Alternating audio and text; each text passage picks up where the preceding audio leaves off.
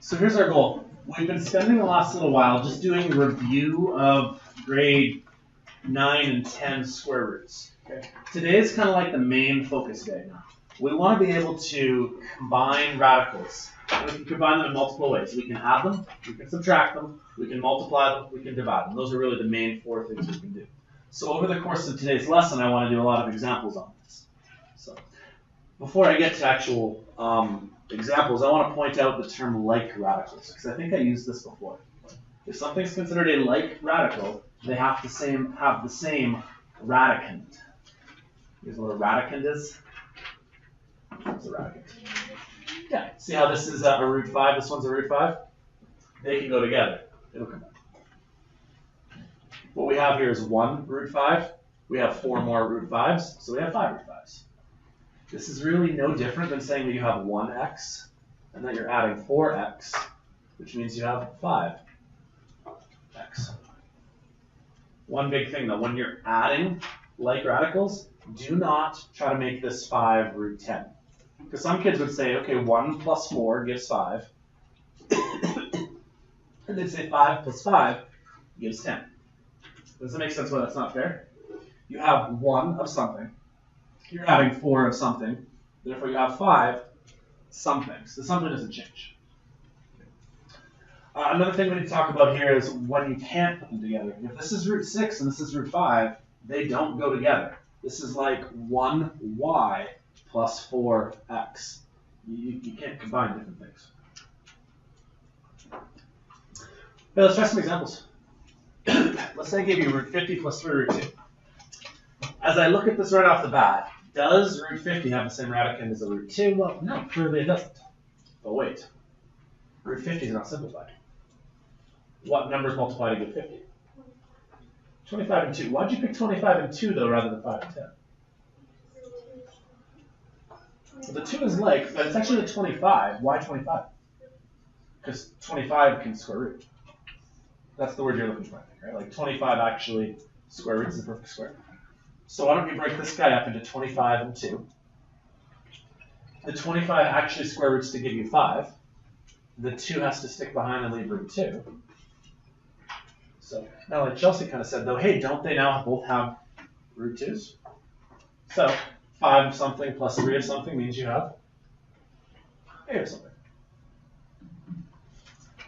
Anybody ever seen that before, something like that?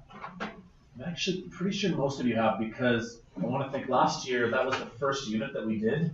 And when I had like all of you guys in one room before Miss Ashley joined us, this would have been something we'd have worked on. We might have even done something like this as well. And then our goal this year, though, is now to start doing it with letters further, which we probably didn't do letters quite as much last year. We focused mostly on numbers.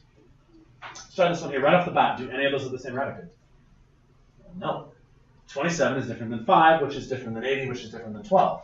And yet 3 of those can actually be reduced. 27 is really 9 by 3. 80 is a lot of different things. 80 is 2 and 40, or 4 and 20, but I actually want to pick 16 and 5. And 12 is 4 by 3. Why did I pick those particular breakdowns? 9 square roots to give you 3.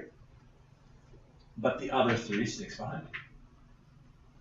16 square roots to give me 4, but the 5 stays behind.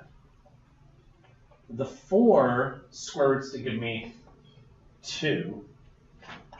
What happens to this 2 right here, though? See how this 4 right here square roots to give me a 2? There's a 2 already there, though, right? What do? Yeah, multiply them. So this 4 square roots to give you a 2, but then along with this other 2 here, it actually gives you that. There. Okay, so I'm kind of rewriting all these now. Now, do some of them have like radicands? Yeah, sure. This one and this one do. So you should have negative 7 root 3. And this one and this one do. You should have negative 1 root 5.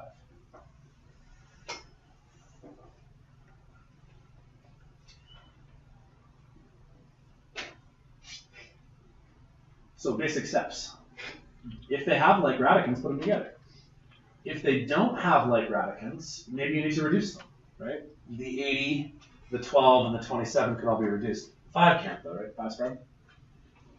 And then once you do have like ones, this one here and this one here both end in root 3's.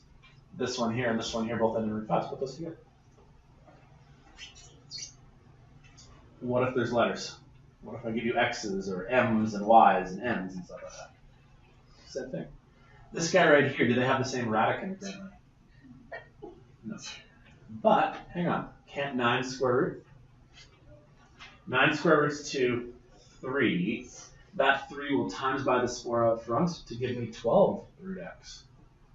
Well, if you have 4 root x's and you add 12 root x's, 4 of something and 12 of something gives you 16.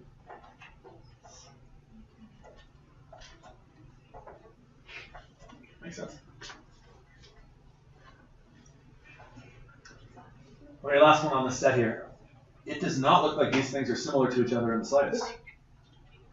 But that's because of the way I've written this. Do you guys remember how 3 over 2, the over 2 portion of this, really means that you're cube rooting something?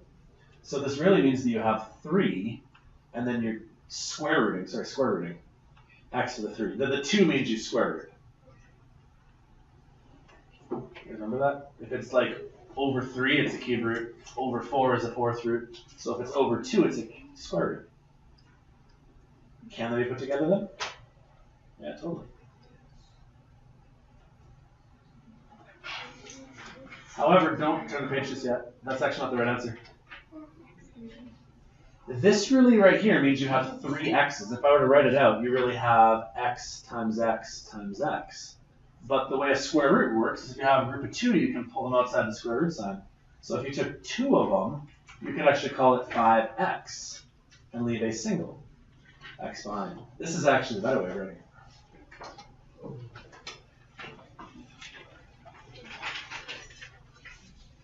How am I doing so far? You guys done something like this at least with numbers in the past?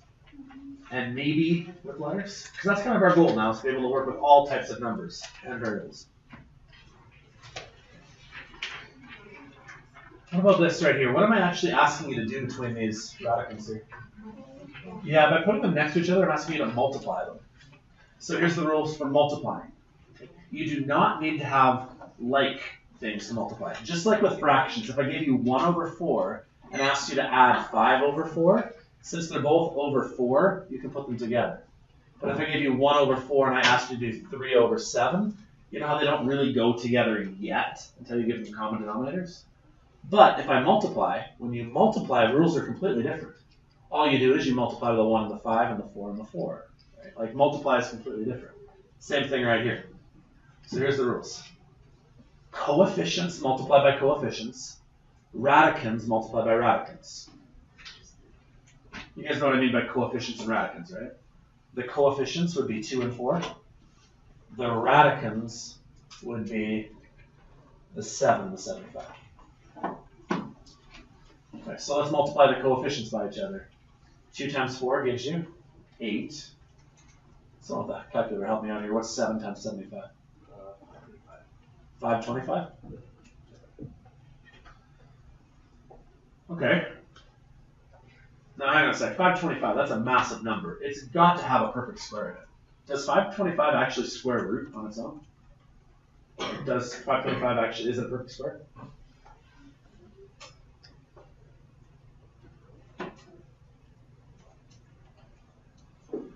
Let's try to square root 525.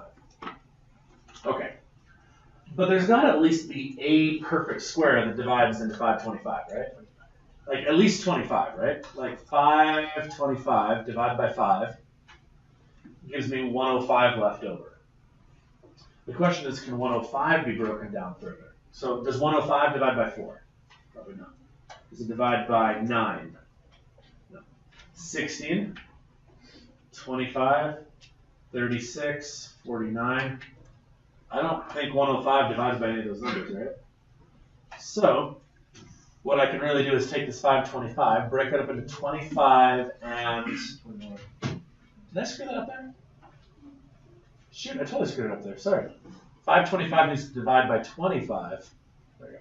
Okay, can 21 divide by 4, or 9, or 16? Okay. So then since 25 divides to squares to give you 5, what's my final answer? Okay, 40 root 21. Where did the 40 come from? This coefficient of 8 times by the fact that the 25 squares to 5. But the 21 is stuck. That makes sense? Okay, so let's throw in some letters now. Coefficient times is by coefficient, minus 12. What happens when you have 2x and you times by 6? Well, 2x times by 6 is 12x. Makes sense? This 3 times that by 4 gives 12. This 2 times by that 6 gives 12. But is this simplified? No, because 12 can break up into, say, 4 and 3. 3 does not square root, but 4 is totally squares to 2. This 2 multiplies by the pre-existing coefficient. So when you're done, you're going to have minus 24, because that's 2 times 12. But what's stuck under the square root sign? The 3, and the x that was there kind of has to stay behind there too.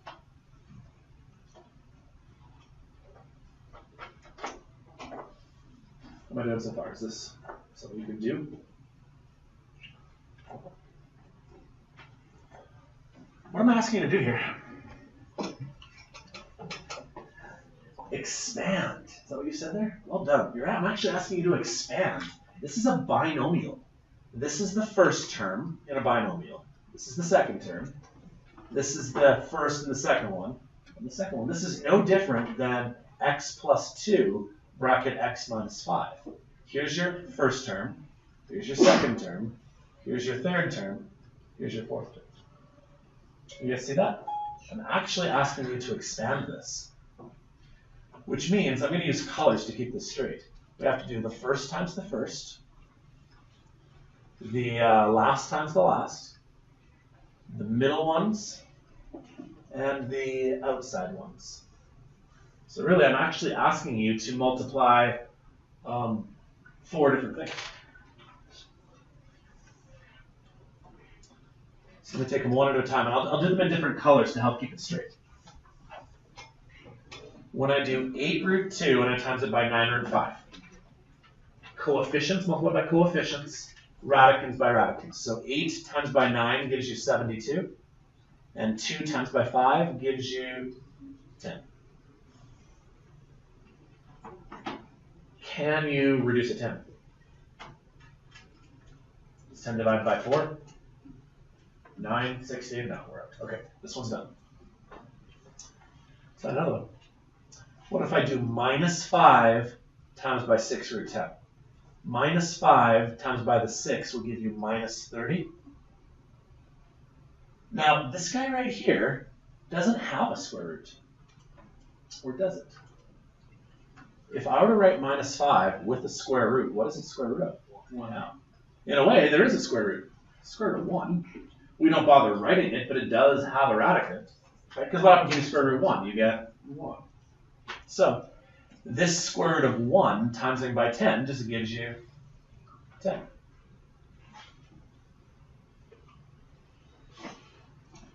That makes sense?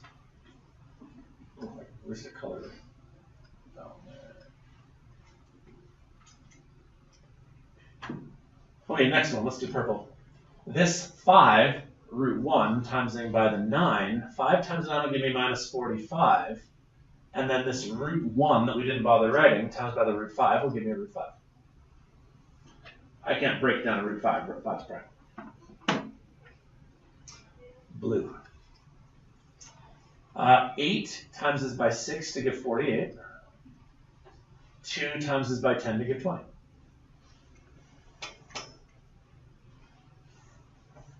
Okay, now here's what makes this challenging though. We're not done. Because even though we multiplied, we actually have like terms. Where are my like terms? These guys right here. They both have a root 10. So if I have 72 of something and I minus 30 of something, I'm left with 42 of something.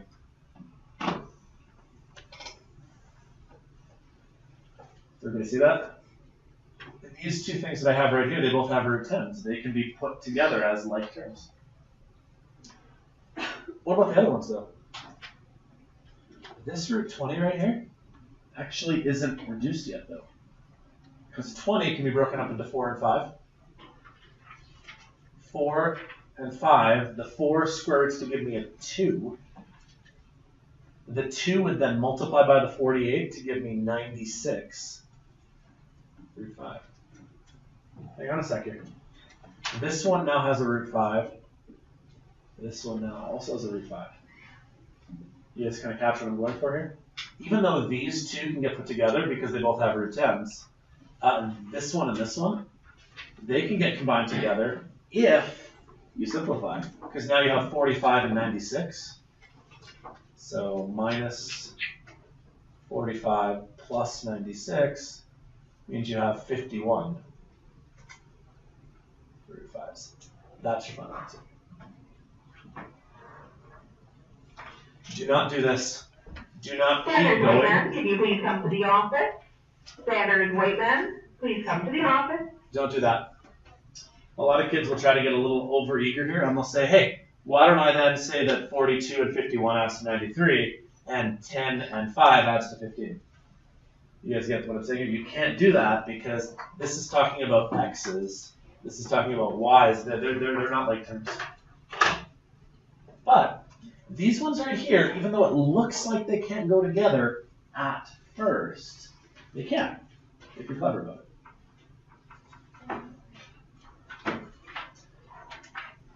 Okay, let's keep trying examples. What about this one? Well, now I'm making it look intimidating. Okay. But we have to break things up little by little to make sure we know what we're talking about, because I'm making it look intimidating. Let's take things one at a time here. First of all, there is a 3/2 exponent. What of the 3/2 is the important part? The 3 or the 2? Because what does the 2 mean? What's a square root, though? The whole thing. Just the 2x, though, right? You see how I put the 2x in brackets right here? And I've clearly separated the 2x from the 4. Because what I'm trying to show you is that you have 4 on the outside. The 2x is being left on the inside. But the 2x is actually being cubed. I'm just going to focus on this guy right here. So 4 is outside. 2x is on the inside. It's being square rooted, but this stuff's being cubed. What happens when you have 2x cubed? If I go off to the side here, what is 2x cubed? Well, doesn't it mean that you have 2x times by another 2x times by another 2x? Okay, you still have 3 x's, but what's your number? 8, yeah.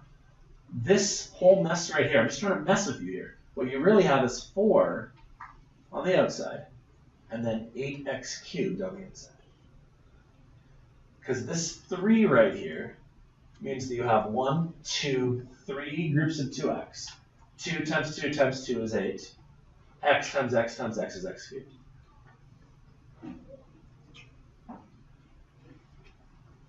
Okay, now I'll write the rest of it around it.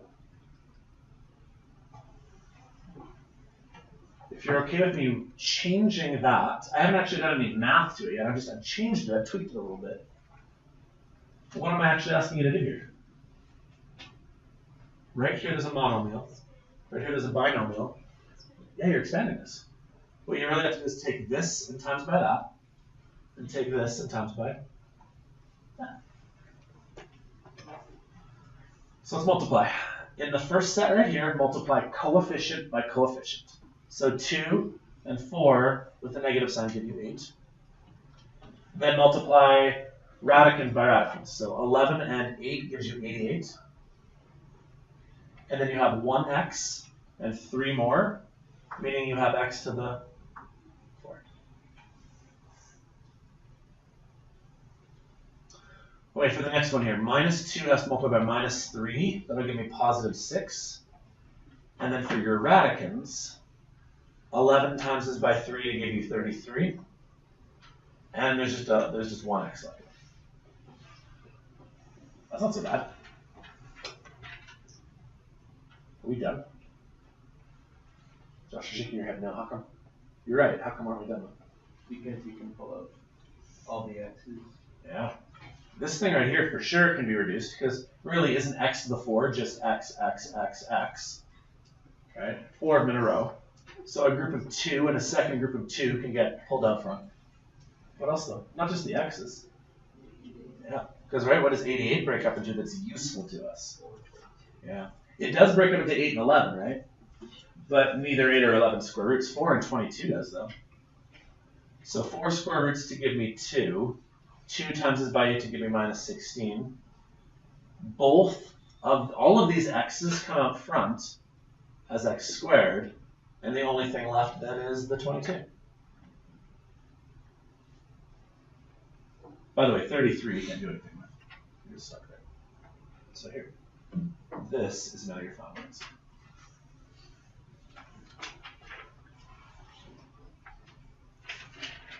Okay, this is where the divide between 10C and 20-1 and 20-2 kind of comes in. Because up until pretty much the last couple of questions, it actually was review of 10C for sure. Should have been. But like a question like this is what I need to make sure you guys can do in this course here. So before I move on, does anybody have any questions? Like if I lost you somewhere, please let me know. Where are you? Right here, perfect. Okay, so I broke 88 up into 4 and 22. 4 square roots to give me 2. The 22 had to stick behind here. This 2 though, multiplied by the 8 that was already there. So that works this 8 times by that 2 for that 16. Good question. Anybody else? Go on. Oh wait, that's actually it for my lesson. I just want to end off then with one final slide here. This is something that I showed you guys earlier in our notes here. We consider a radical to be as simple as possible if there's 2 conditions met. The first one is that the radicand does not contain any more factors that can be removed. A second ago, Josh said something like you can pull out the x's. If there's something that can be like pulled out from the square root sign, then that's not simplified. You should simplify it. Tomorrow, I'm going to show just the -1s because it only applies to your curriculum. A second requirement of simplest form. It's about how radicals cannot be in the denominator of fractions. You won't have seen this before probably. If I were to give you something like this, 6 divided by root 7, that is not considered to be simplified, and I'm going to show the -1s a trick on how to do this tomorrow. Does that make sense? Okay. The only other thing that we have to cover then is how to solve radicals. So tomorrow I'm going to work with just the -1s on the lesson. -2s you can just have some work time. The last thing we're going to do, and it gets confusing here. If you're in the -1 class, I called it topic 5. If you're in the -2 class, I called it topic 4, though, just because you didn't have a topic 4. But the last thing we're going to do then is talk about how to solve them when they're in an equation. What makes something an equation? It has an equal sign. So eventually we're going to try to learn how to solve these things where you have radicals and you have an equal sign. And actually that's our unit. We're done. Like as soon as we're done that, we've covered everything. Okay. So I want to stop talking here, but I want to remind you of the things you have to work on. Okay. I put due dates on the board. They're behind Manya there. There's not a lot this unit. Okay. I'd like your first assignment done next week Tuesday. Okay. You have a week. Okay. I'm going to make 2 assignments though, okay? If you guys are waiting until next week Tuesday to finish the assignment, you're probably waiting too long. Like you should finish before then, okay? Because the whole point of doing assignments is to try to do them before quizzes. Next week Thursday is when I want your second assignment. Okay, like literally 2 days turnaround. We don't have a lot of time in this week. It is short. Okay. We're going to write a quiz and a unit test next week on Tuesday and Thursday. 2 assignments, a quiz, a unit test, and a skills journal. That's all we've got. That makes sense? So I'd highly recommend if you guys haven't started the first assignment, work on it now. Okay, I only have 15 minutes for you today. That's Tuesday. You have a lot of time tomorrow, and then you guys have Friday as a work time, and then basically that's it. And then we have just a week to work on stuff. Does anybody have any questions? Okay, I'll stop talking so you can work for the next 15 minutes. 16, 17.